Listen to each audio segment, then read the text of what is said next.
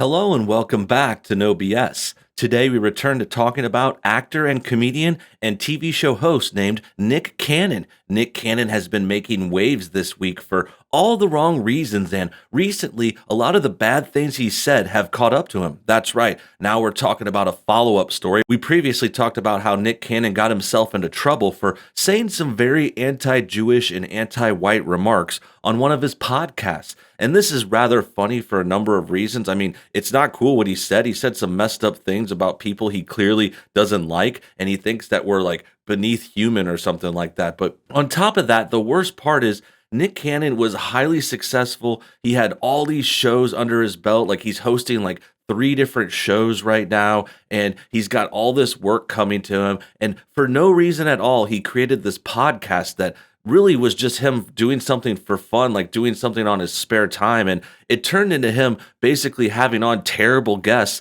that said awful things about people. And Nick Cannon kind of going along with it and also adding on to it and saying worse things. So that's what's brought us to today's story. That's what's brought us to where we are now. Surprisingly enough, Nick Cannon has indeed faced some harsh consequences for what he said and did. Not only has CBS Viacom decided to let him go and release him from all their shows and obligations. But in addition, Nick is getting backlash across the internet. This is actually a little surprising to me. I mean, I kind of half expected it to happen in the first story, but at the same time, these kinds of liberals and these kinds of minorities, they get away with saying mean stuff like this all the time. So him getting fired and getting backlash so quickly is actually a little surprising for me. I think I would say it's even welcomed. I wouldn't say I wanted him to get fired, but this is certainly the result and the product of the cancel culture that he's been a part of. And him and the other liberals, they cancel people for saying far less worse things. So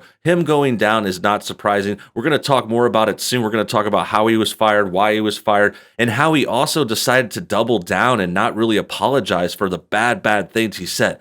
We're going to get to more of that soon. But first, let's take a quick moment to check out our sponsor. Recently, the Supreme Court has decided to not look at big Second Amendment cases, saying they won't hear appeals to several cases involving weapon laws. This has caused a blow to Second Amendment activists, and to combat this and to show our support for weapon owners, Beyond Patriots is doing a giveaway of their popular Second Amendment coin. Normally, these coins would retail for about $40, but now Beyond Patriots is giving these gold coins away for free just for this occasion. All you have to do is pay for shipping, which is an awesome deal for a really good quality collector item. And you'll be supporting our Second Amendment rights, which is really important, more important now than ever. So make sure you guys check out that exclusive link below. Get yourself a free coin today, only pay for shipping. And now let's get back to the show. Great, now that that's out of the way, let's get to the rest of the Nick Cannon story. This article from Deadline has more details. It says, ousted Nick Cannon says Viacom swindled away Wild 'N Out, demands ownership and apology. So he's actually demanding an apology in light of all this stuff. After everything that's happened, after he's been embarrassed and shown to be a total racist, like a total anti-white racist, he wants the apology. This is what I was talking about where I'm saying he's still doubling down. I'm not sure how long he's going to be able to take this stance, but I mean, he has plenty of money. He doesn't really need more money. He could let go of all these shows and still be fine. But I think it's a bad blow to him. It's a bad blow to his reputation. And he has kids and like a family to think about. I don't know if he wants to really die on this hill, but regardless, let's see what else the story says. Update with Viacom CBS response. Nick Cannon, the actor and TV show host, fired by Viacom CBS on Tuesday for making anti-Semitic comments on a podcast, is demanding ownership of his MTV and VH1 series Wild 'N Out, alleging in part that the company swindled the show away from him. Now, this is a pretty bold claim. I'm not sure what kind of deal they had on Wild 'N Out. I know that he's been on it since the beginning. It was kind of like his main show coming up. Like it started in 2005, actually. I thought about all this when I researched and looked things up on the first video, and I was like, damn, he's been doing Wild 'N Out for like 15 seasons. I think actually more. They had some 2 seasons a years. And anyway, yeah, this show's been on forever. He might have a deal. I'm not sure what he had with Viacom or CBS, like if he had some partial ownership or a producer credit or something, but I'm pretty sure usually these channels own the shows, like especially considering this was like 15 years ago when Nick Cannon wasn't as a high profile celebrity. Now he's even bigger and more famous and been around longer. He might get a better deal now.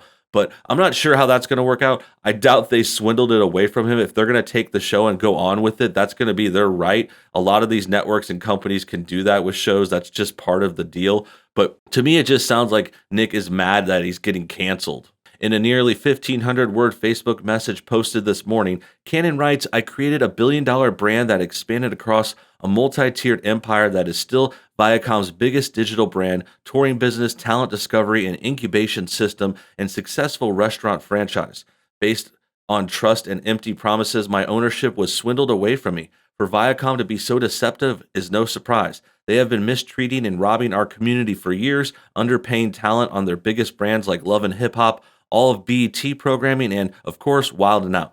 So now he's lashing out at the company. This just sounds really bitter to me and really ungrateful too. I mean, I'm not saying he's wrong. He might be getting swindled in some way, like he might feel that way, but I think he signed a deal that gave away the ownership, and he said there was some promises that he was supposed to get. So he agreed to this deal.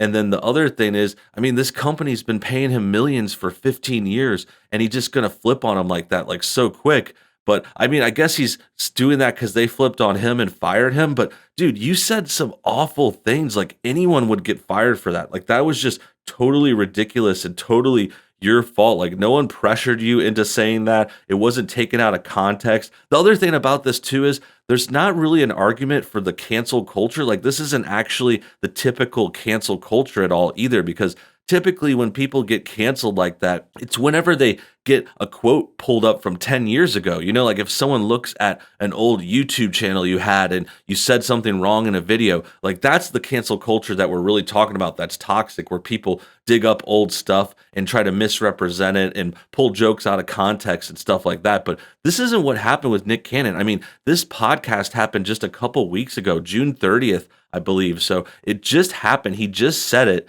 And he also stands behind it pretty much. I mean, he hasn't apologized or clarified or said anything to change his statements, his very bad statements about Jewish people and white people. Like he said crazy, insane things that would get anyone else fired. Like specifically, like what I said in the original video, if anyone on our side, or if a white person or conservative person, if we said anything close to that, we would be totally deleted from the internet and never be seen again. Like all our channels would be wiped away. But yeah, Nick Cannon went even further, like said things about these people, like very racist things, and then also a lot of like pro-black things that kind of got out into the weeds. You know, he said stuff like about them having their melanin give them more emotions, and also he said that like they are the original Jewish people and like the kings and stuff like that. You know, like they did this whole thing, and that's all on him. So this way he's going about things is kind of a double down that's really, really bad looking. Cannon's firing followed his comments on a recent episode of his Cannon's Class podcast, during which he discussed race and racism with former Public Enemy member Richard Professor Griffin.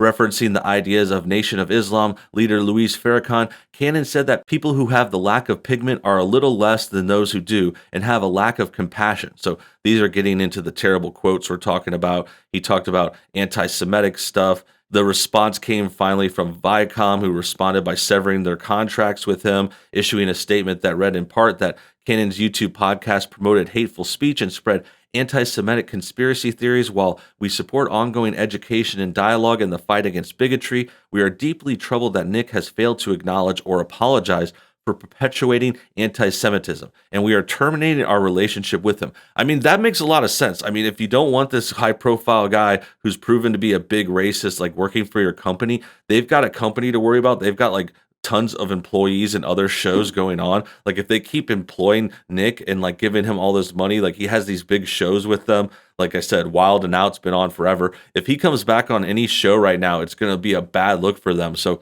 I think this is only the beginning. You know, he's got other shows. I'm not sure where they are, but I have a feeling they could cancel him too. Like he hosts The Masked Singer and America's Got Talent, two other really big shows, I think on separate networks too. So this isn't actually related to them as far as I know. Like The Masked Singer I know is on Fox. I think America's Got Talent is on ABC or something. NBC. America's Got Talent's on NBC. So these are like separate networks, multiple deals. We still don't know where it's going to go with Nick, if he's going to get fired by all of them, but it's definitely not looking good. Elsewhere in the post, The Masked Singer host writes, If I have furthered the hate speech, I wholeheartedly apologize. But now I am the one making demands. I demand full ownership of my billion-dollar Wild and Out brand that I created, and they will continue to misuse and destroy without my leadership. I demand that the hate and backdoor bullying cease. And while we are at it, now that the truth is out, I demand the apology. So he's totally flipping the script. He does have a half-hearted apology here, even though he says it's wholehearted. I think this is just a backhanded, like he's not admitting what he said wrong. He's like, oh, if I said hate speech, I apologize. Like he's not really addressing what actually happened. But, we'll give him a half point for a half apology. But the fact that he thinks he owns Wild and Out is really questionable to me. Like I said, I know he started that show. He probably was a producer since the beginning, but these are things that the company owns. I mean, they can just take you out and put in a new host. Like it's their right. They have a lot invested in this. Like there's other people that work on the show that Nick has jeopardized their work and their livelihoods, but he doesn't seem to care. He seems like a very selfish person, a very race-focused person who is also calling the company racist. That was the other thing that came up in his last section of his speech on Facebook, that, he was calling Viacom and all them racist. He said they're anti-black. They weren't paying the BET people enough and all these other black shows, Love and Hip Hop.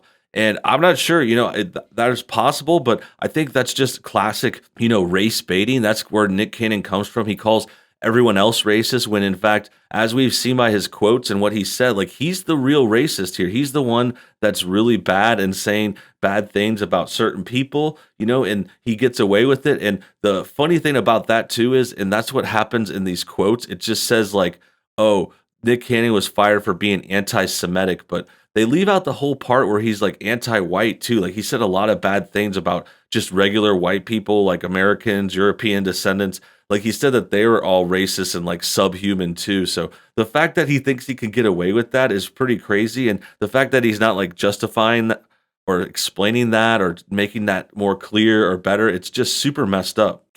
Viacom CBS Cannon charges refuses to run ads supporting George Floyd and Breonna Taylor, and that he went as far as to reach out to Miss Shari Redstone, the owner of Viacom, to have a conversation of reconciliation and actually apologize. If I said anything that pained or hurt her or her community, dead silence. So I don't know why he expects the owner of Viacom to respond to him. He really thinks he's a big deal. And that's another thing. I mean, he is a significant host. Like he's a famous guy, but I mean, this network has tons of channels and famous people working for them. Like he's really not that big of a deal. He's not like the face of Viacom or something like that. Like, yeah, he has one of the best popular shows on MTV right now, but what does that say? I mean, MTV has been totally terrible for decades. I mean, just the fact that he's like one of the few good shows left on there, that's good for him. I mean, he's matched up with things like Ridiculousness and, these other ridiculous shows. I mean, honestly, ironically enough, they're pretty ridiculous. But the point is, Nick Cannon is getting too big for his britches. He definitely thinks that he's, bigger deal than he is, and he could get away with very racist things. So he's doubling down. He's giving half-hearted apologies. He's just kind of like squirming. He's not wanting to go down quietly, like he's getting canceled. But like I said, not like true terrible cancel culture. This is like justified firing. This is just someone getting let go from a company who doesn't want to be associated with an open racist. I mean, that makes sense. Any other company would do it, and Nick Cannon would probably encourage it. But since it's happening to him, he's really not taking it well. That about wraps things up. I hope you guys enjoyed today's video. Make sure you comment your thoughts on everything below.